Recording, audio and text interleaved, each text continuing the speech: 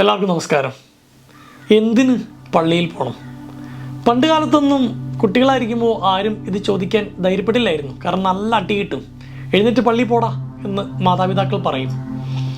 അന്നും ചോദിച്ചവരുണ്ടായിരുന്നു കാണണം. പക്ഷെ ഇന്നത്തെ കാലഘട്ടത്തിൽ എന്തിന് പള്ളിയിൽ പോകണം എന്ന് ചോദിക്കുന്നവരുടെ എണ്ണം വളരെയധികം കൂടുതലാണ്. പ്രത്യേകിച്ചും കുട്ടികൾ ആ ചോദ്യം ചോദിക്കുന്നുണ്ട്. ഇത്ര മണിക്കൂർ പള്ളിയിൽ പോയിരുന്നിട്ട് എന്ത് കിട്ടാനാണ്? എന്തുകൊണ്ടാണ് ഇന്നത്തെ കാലഘട്ടത്തിൽ കുട്ടികളും മുതിർന്നവരും ഇങ്ങനെ ചിന്തിക്കുന്നത് എന്നതിന് ഉത്തരമായിട്ട് ഒരു വേദശാസ്ത്രജ്ഞൻ ഒരു കാര്യം പറയുന്നുണ്ട്. അദ്ദേഹത്തിൻ്റെ പേര് പോൾ എവ്ഡോക്കിമോവ് എന്നാണ്. അദ്ദേഹം പറയുന്നത് ഇതാണ്: ഇന്നത്തെ കാലത്ത് കുട്ടികൾ ഈ പള്ളിയിൽ പോകുന്നതിനൊക്കെ ചോദ്യം ചെയ്യാൻ കാരണം കമ്മ്യൂണിസത്തിൻ്റെ വളർച്ചയോ, എത്തീസം പ്രബലമായതോ, എക്സിസ്റ്റൻഷ്യലിസത്തിൻ്റെ ഒരു വികാസമോ അതൊന്നുമല്ല, അല്ലെങ്കിൽ സയൻറ്റിഫിക് ടെമ്പർ കൂടി വരുന്നു എന്നതുകൊണ്ടോ ഒന്നുമല്ല. അതൊരു കാരണങ്ങളൊക്കെ തന്നെയാണ്. പക്ഷേ ഏറ്റവും പ്രധാനപ്പെട്ട കാരണം സ്ഥിരം പള്ളിയിൽ പോകുന്നവരുടെ കപട ജീവിതമാണ് ഇതിന് കാരണം എന്നാ പറയാ. ഉദാഹരണമായി, എല്ലാ ദിവസവും കുർബാന കാണുന്ന അപ്പൻ്റെ കലഹങ്ങൾക്ക് ഒരു കുറവുമില്ല. എല്ലാ ദിവസവും പള്ളിയിൽ പോയി ദൈവമേ എന്ന് വിളിച്ചപേക്ഷിക്കുന്ന അയാൾ അതേ ദൈവം പഠിപ്പിച്ച ശത്രുവിനെ സ്നേഹിക്കുക എന്നുള്ള പ്രിൻസിപ്പിൾ ഒട്ടും തന്നെ ജീവിതത്തിൽ കൊണ്ടു നടക്കുന്നില്ല. ബന്ധുക്കളുമായിട്ട് ഇപ്പോഴും വഴക്കിലാണ്, അയൽവക്കക്കാരുമായിട്ട് പ്രശ്നത്തിലാണ്. പക്ഷെ എല്ലാ ദിവസവും പള്ളിയിൽ പോകുന്നുണ്ട്. എല്ലാ ദിവസവും നോമ്പ് നോക്കുന്ന, നൊവേനുകൾക്ക് പോകുന്ന അമ്മയുടെ പരദൂഷണത്തിനോ കുറ്റം പറച്ചിലുകൾക്കോ ഒരു കുറവുമില്ല. ഇപ്പം പള്ളിയുമായി ആഴത്തിൽ ബന്ധപ്പെട്ട് ജീവിക്കുന്നവരുടെ ജീവിതം ഈസ് നോട്ട് ഇൻസ്പയറിങ് ഇനഫ് എന്നുള്ളതാണ് പ്രധാനപ്പെട്ട കാരണം എന്നാണ് പറയുന്നത്. ഒരു രസകരമായ കഥയുണ്ട്. നെപ്പോളിയൻ ബോണപ്പാർട്ടും ബിഷപ്പ് കോൺസായും തമ്മിലുള്ള കോൺവെർസേഷനാണ്. ബോണപ്പാർട്ടിന് 5 അടി 5 ഇഞ്ച് ഉയരൊക്കെ ഉള്ളൂ. അയാൾ ബിഷപ്പിനോട് പറയുന്നുണ്ട്, ഞങ്ങളുടെ കൂടെ നിന്നില്ലെങ്കിൽ നിങ്ങളുടെ സഭയെ ഞങ്ങൾ തകർക്കും. മെല്ലെ ചിരിച്ചുകൊണ്ട് ബിഷപ്പ് മറുപടി പറഞ്ഞു, ഞങ്ങളുടെ ഉള്ളിൽ തന്നെ ഉള്ളവർ കാലങ്ങളായിട്ട് ശ്രമിച്ചിട്ട് തകർന്നിട്ടില്ല. അപ്പോഴാണ് ഇത്തിരി പോകുന്ന നീ. അത് ഉള്ളിൽ തന്നെ പ്രശ്നങ്ങളുണ്ട് എന്നുള്ളതാണ്.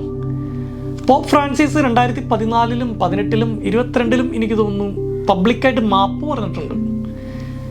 കത്തോലിക്ക സഭയിലെ പുരോഹിതന്മാർ നടത്തിയ ചൈൽഡ് അബ്യൂസസിനൊക്കെ പബ്ലിക്കലി അദ്ദേഹം അപ്പോളജി ചോദിച്ചിട്ടുണ്ട്. പത്രമെടുത്ത് നോക്കിയാൽ അറിയാം, മതവുമായി ബന്ധപ്പെട്ട നേതാക്കളാണ് ഏറ്റവും കൂടുതൽ ചൈൽഡ് അബ്യൂസ് കേസുകളിൽ പെടുന്നത്.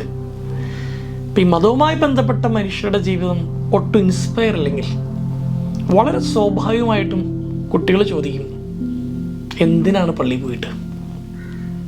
എൻ്റെ ഇൻസ്റ്റഗ്രാമിൽ സ്റ്റാറ്റസിൽ എൻ്റെ ഫോട്ടോയുടെ താഴെ ഞാൻ എഴുതിയിരിക്കുന്നത് ഐ സറണ്ടർ, പിന്നെ ഒരു കുരിശുമാണ്.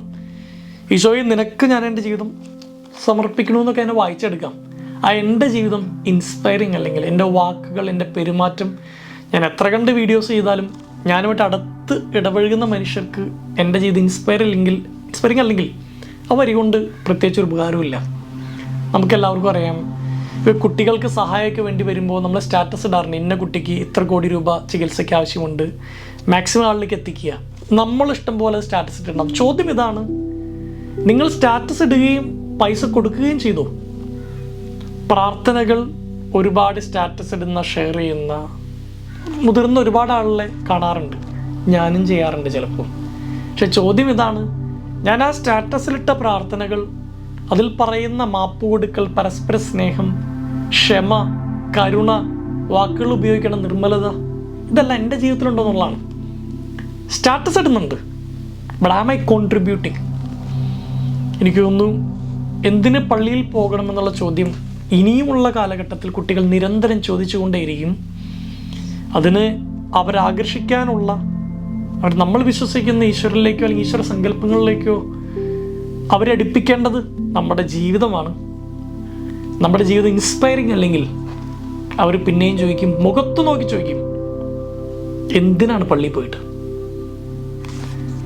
ഈ ഒരു വീഡിയോയ്ക്ക് റെഫറൻസായിട്ട് എന്നെ സഹായിച്ചത് തന്മയം എന്ന് പറയുന്ന പുസ്തകമാണ്. സഖേർ തിരുമേനി എഴുതിയതാണ്. ചെറിയ പുസ്തകമാണ്, ഒരുപാട് ഇൻസൈറ്റ്സ് ഉണ്ട്. അടുത്ത പുസ്തകമായും അടുത്തൊരു ഇൻസൈറ്റുമായും വീണ്ടും കാണാം. See you.